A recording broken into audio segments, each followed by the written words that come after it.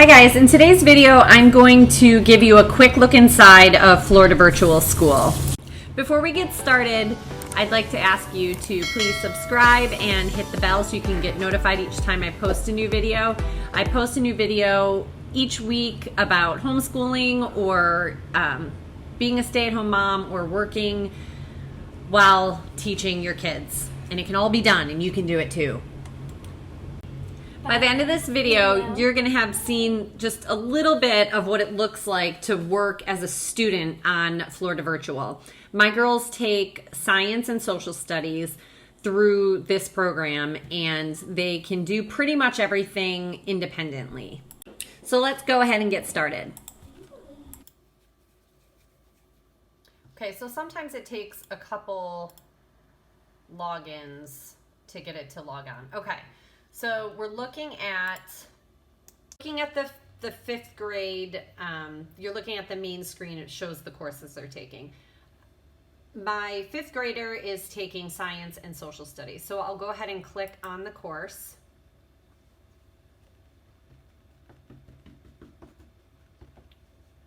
And then you can see the teacher that they have, and there's all these different resources, which is really neat.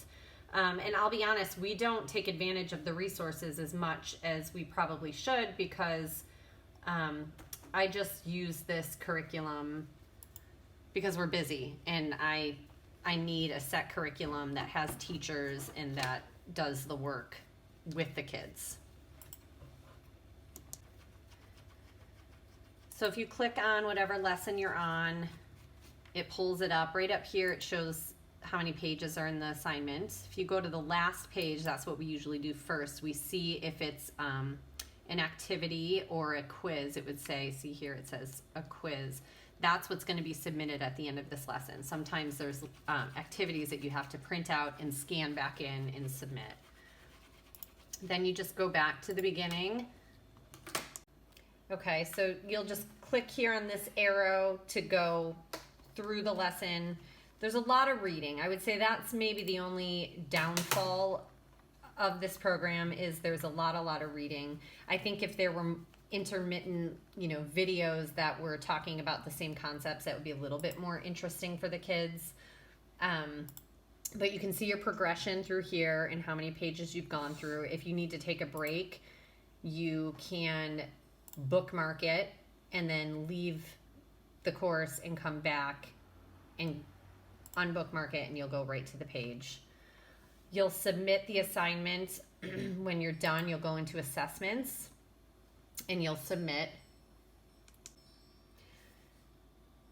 The assessments, you'll go to the assessment button and then you'll click on the assignment or the exam and it'll pop up and instruct you on what to do. Like if you had an assignment to submit, this would be the page that you'd upload it on. So it's really easy to navigate. I would say the kids don't totally love this program because it is a little bit boring and it is aligned to public school system. But for us this year, it's working. Leave a comment below if there are some other questions or any parts of those pages that you wanted me to go over a little bit more, and I can do that in another video, or I could do a chat with you through email or comments. And hit the like button too if you like seeing inside curriculums and things like that. Sometimes I think it helps to be able to see it before you decide to jump in and do it yourself. And I'm speaking about Florida Virtual Flex program. There's the full-time, which is totally different. You have, I believe that program you have to take like full-time. You have to take all subjects through that program. And we only take 2 subjects through the Flex. And we do language arts and math through other programs. With the Flex, you speak to the teacher, the parent does.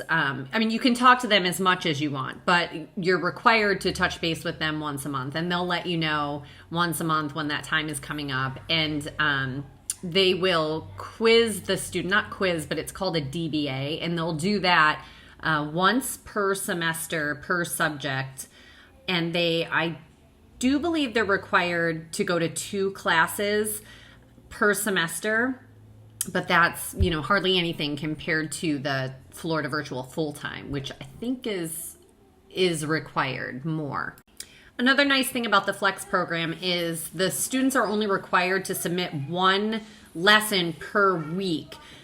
You generally will do more than that, and there is a course schedule if you want to finish, by December, the segment 1, they will tell you how many lessons you should be doing per week. But of course, we just don't. We don't do it at their pace always, and we'll maybe go through, like I said before, weekends, or, if the school is taking a week off, we'll probably do a couple lessons to catch up. So it is very flexible in that respect, that you aren't required to do exactly what they say, but you are required to submit 1 lesson per week.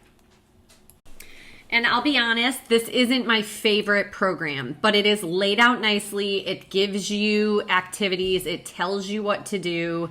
And for us right now, it works. And when you're going to be homeschooling your kids from, kindergarten to 12th grade, some years you're going to have to do a curriculum that is open and go, or is already put together for you, and you don't have to do a lot of prep and planning. And that's completely normal. And I think that's what helps us get through different years and chapters of our lives, because I'm very busy working right now. So having them have science and social studies that I can click open and have them do on the computer has been really helpful for us. So again, if you have any other questions or comments about Florida Virtual, I would love to hear from you. Put a comment below. My email will be in the description. You can email me. Thanks for watching. I appreciate it.